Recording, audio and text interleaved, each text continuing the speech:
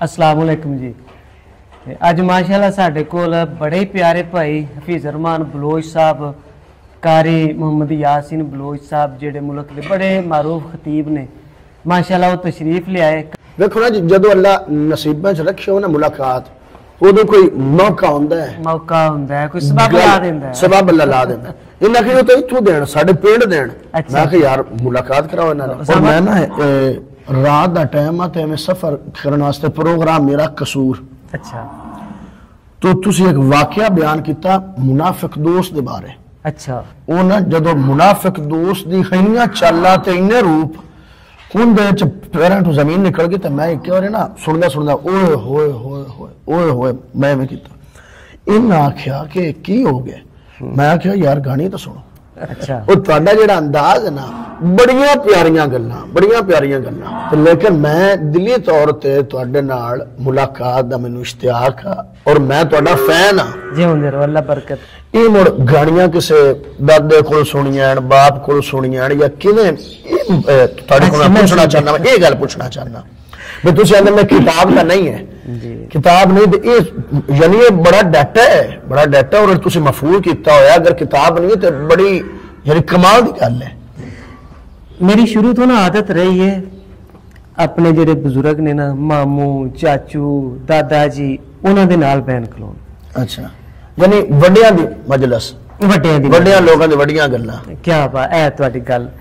अच्छा जेडी गल उन्हां को मत देनी कोशिश हुंदी सी हुण भी है कि मैं वो याद रखां। मिसाल के तौर पर मेरे एक मामू जी ने अल्लाह नूं प्यारे हो गए ने दुआ है मेरी अल्लाह मगफिरत फरमाए। एक दिन बैठे तो उन्हें गल सुनाई आखन लगे पुत्रा होनी ने एक दिन एक घर फेरा मारिया वो आई घर दे सरबरा बाबे होरां कोल ते आके आखन लगी बाबा जी गल है वे मैं तुहाडे घर दा सब कुछ खड़ना ते एक शै रखनी है जेड़ी तुहानूं पसंद है वो रख लो।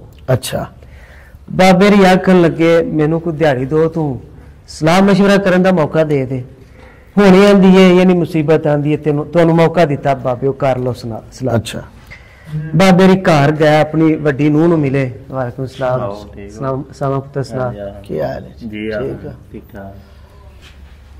बाबे री गया अपनी नूह नू मिले नूह नू आखन लगे धीया ए होनी आई सी उन्हें यह गल कीती है अच्छा दे कोई मशवरा ते नूह भी किसी सियाने घर दी सी कोई तरबियत वाली सी तो कई हुंदियां ने आंदे ने पिछों आई घरकदी मैं वख होन चली हां सोच के आउंदियां ने मुंडे दा अज विआह करीदा ते दूजे तीजे दिन वो आंदा वे गल वे मैनू वखरे कर हां वखरे कर मैं इहो जिहा मुंडा भी वेख जनाब साहब यकीन करया जे पंजां भैणां दा कल्ला भरा भैणां जे विआहण वालियां ने ओ विआह होया हफ्ता को होया ते आंदा बस होई अपनी बावां खलियां ने हां माई बुढ़ा जाने ते भैणा जाना नूं आखन लगी बाबा जी तुसी होनी नूं पता की आख्या जे उन्हां नूं होनी नूं आख्या जे सारा कोई लै जा वेली माल डंगर सारा कोई लै जा बस मेहरबानी कर साडा सलूक ना खड़ी साडा इतफाक ना जाए। बाबे री गया जी दूजे दिन होनी आई हाँ जी बाबे हुण की रखना जे की देना जे बाबे री आंदे ने सारा कोई लै जा साडा सलूक नहीं खड़ना। आखन लगी जे सलूक नहीं खड़ना ना ते फिर मैं होर कोई खड़ के भी की करना है यही तो मैं खड़ना से बाबे री आंदे हुंदे सन पुत्रा गल ए जदों नसीब होण ना चंगे उदों अल्लाह बंदे नूं ना सलूक दिंदा है घर च भी सलूक हुंदा ते वेली च माल डंगर दा भी सलूक हुंदा है ढग्गे नूं ढग्गा भी सिंग नहीं मारता।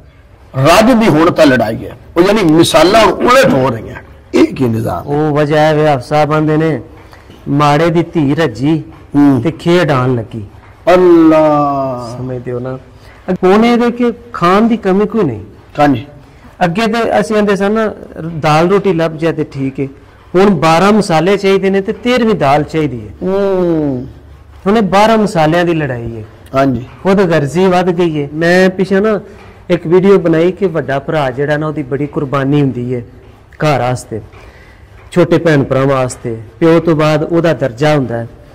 अच्छा वो वीडियो ना एक भाई ने सुनी सऊदीया कोई बंदा सी ड्राइवरी श्राइवरी करदे ने अच्छा उन्हें मैनू ना मेरा नंबर लैके ना मेरे पेज तो मैनू कॉल की आखन लगा चलो तुसी अपना तजर्बा बयान किया मैं अपना तजर्बा बयान करना कहंदा मेरा दिल करदा मेरी जिंदगी दे विच मेरा कोई भरा ना मरे। अच्छा मैं सोचा शायद ए मतलब है कि इहनूं प्यार है भरावां नाल। अमीन साहब गल समझ आंदा मैं इस तुहाना वा पिया कि मेरा भरा कोई ना मरे, मेरे भरावां मेरे नाल सलूक ही वो कीता है, जे उन्हां चों कोई मरिया मैनूं जनाजा पढ़ना पैना है। अल्लाह अल्लाह। यानी कोई ऐसी सानू कहानी सुनाओ जिवें तुसी किस्सा या वाकया सुनांदे ने बई जिंदे च पूरी एक स्टोरी दे विच या एक गानी दे विच जिवें बंदा ना बई समुंदर नूं खूजे च बंद करना, यानी जिंदे च ये सारी हर चीज आ जावे, नूं आ जावे, सस आ जावे, बाप दा रवैया आ जावे, औलाद दा रवैया, ये सारी कोई है कोई ज़हन च ऐसी किस्सा या स्टोरी कोई जे समझिए ना जी, गौर करिए तो पूरे मुआशरे दी ऐसी ऐसी कहानी ਉਹਦੇ सारा मुआशरा ही आ जाता है। ठीक है, ਜਿਹੜੀ मेरी कहानी है ਤੁਹਾਡੀ भी वही है, ਜਿਹੜੀ ਤੁਹਾਡੀ है अगले बंदे दी भी है, क्योंकि एक इंसान दी कहानी है ना। हाँ, इंसान दी एक ही मशीन है, बड़ी गल इंसान दी। मैं किधरे पढ़िया सी वाकया, बंदा किसी ते वो गया अदालत विच, है उंदे चोर सी। अच्छा, अदालत विच टुर गया केस लैके, आखन लगा जी मेरा फैसला कर दिओ, अहीं तेरा मसला की है, केस की है। मेरा केस है कि मैं ना एक घर चोरी करने वास्ते गया। अच्छा, वो मैं जो थे खिड़की में हथ पाया ना, वो पुटी गई, वो मैं डिग्गा, मैनू सट लगी है। अच्छा, मैनू रझाना चाहिए, चलो मैं चोर सा, खिड़की को पक्की पीडी लवांदे। हाँ जी, चलो गल होरे ते शुगल च पै गई कि पाकिस्तान में उत्थे केस इंजदे चलदे सन। हाँ जी, दिन नूं रात बना देना, रात नूं दिन बना देना। हाँ जी, वो ना आंदे ने अच्छा भाई हुण तेरा ख्याल है कि वो घर वाले नूं सद्दीए। आंदा बिल्कुल सद्दो, उन्होंने खिड़की सही नहीं सी लवाई, पीडी हुंदी चलो मैं हथ पा के उतां चढ़दा, चोरी करदा ते फिर तुसीं मेरे ते कोई परचा पुरचा देने वाले बनदे सो, मैनूं सट लगी है। उन्हें सद लिया मालक मकान नूं, आख्या इधर आ भाई, किंज दी तूं खिड़की लवाई सी? वो बंदा कहंदा मैं हथ पा के उतां कंध ते चढ़न लगा वां, मकान ते चढ़न लगा, खिड़की जिहड़ी मेरे हथ आ गई है, पोली जी लाई सी, मैनूं सट लगी है। उन्हें मालक मकान आखन लगा जनाब मेरा कसूर नहीं, कसूर है खिड़की बनाने वाले दा, उन्होंने सदो, उन्होंने पूछो, मैं उन्होंने पैसे पूरे दिते सन खिड़की बनाने दे। हाँ जी, सद लियो उन्होंने, इधर आ भैया जी तू खिड़की या रोशनदान बनाया किंज दा बनाया है?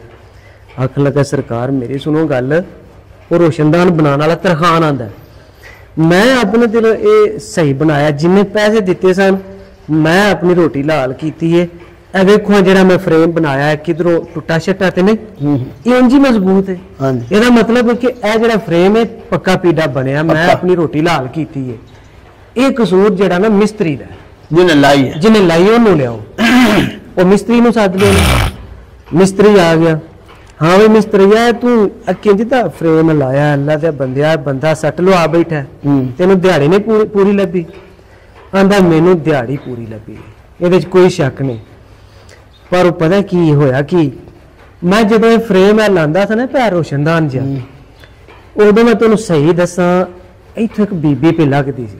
अच्छा, वो बीबी बाबा सोहनी सी, जेड़ा उन्हें लहंगा पाया सी ना कमाल दा सी, बीबी ते जो है सी ओहदा लहंगा बड़ा कमाल दा सी, मेरा ध्यान लहंगे वाल हो गया सी। अच्छा, मैं ना ओहदे ध्याने लग्या, वो मैं खिड़की रख के टुट दुआले ला दी, लेकिन वो पूरी तरह ना उन्होंने मैं पीड़िया ना कर सकिया, ते कसूर मेरा नहीं, कसूर वो बीबी दा। अच्छा, लहंगा पाया सी, ना पांदी ना लगदी ते आपे ना काम हुंदा, वो जज हुंदा बीबी नूं सद्दो, वो बीबी नूं सद लिया उन्हें, आह भाई बीबी तू की आखिर नूं फड़ी लहंगे पा के ते लोकां नूं तू एवें ध्याने लाया, लोकी ध्यान दा कम भी नहीं कर सकते, ध्यान तेरे अल हो गया, ए मिस्त्री दा ते नेक चोर नूं सट लग गई इस वजह तो, क्योंकि मिस्त्री तो रोशनदान नहीं सी लगा।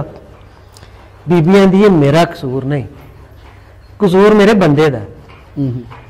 उन्हें मैनू आख्या सी कि लहंगा फलाना पाओ तेरे ते जचदा बड़ा है, ते मैं उन्हें आख्या मेरे को लहंगा है कोई नहीं, आंदा मैं तेनू लिया देंगा।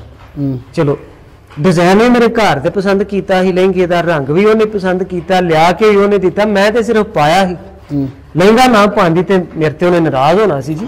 वो आखन लगे ये बंदे नूं सदो। अच्छा, उन्होंने पूछिए कि तू कसूरवार है, तू लहंगा क्यों पवाया? अमीन साहब आंदे ने केड़ा तेरा बंदा? ले आइए उन्हें इत्थे अदालत कटहरे च ले आइए। ਆਂਦੀ ਉਹ ਜਿਹਨੂੰ ਕੜੀਆਂ ਲੱਗੀਆਂ ਨੇ। ਅੱਛਾ, ਜਿਹੜਾ ਚੋਰੀ ਕਰਨ ਜਾਂਦਾ ਸੀ ਨਾ ਪਿਆ, ਉਹਦੀ ਕਾਰ ਦੀ ਸੀ। ਅੱਲਾ, ਕਿੱਥੇ ਕਿਵੇਂ ਸਟੋਰੀ ਚੱਲੀ ਤੇ ਕਿਵੇਂ ਨਹੀਂ। ਵਾਹ ਜੀ।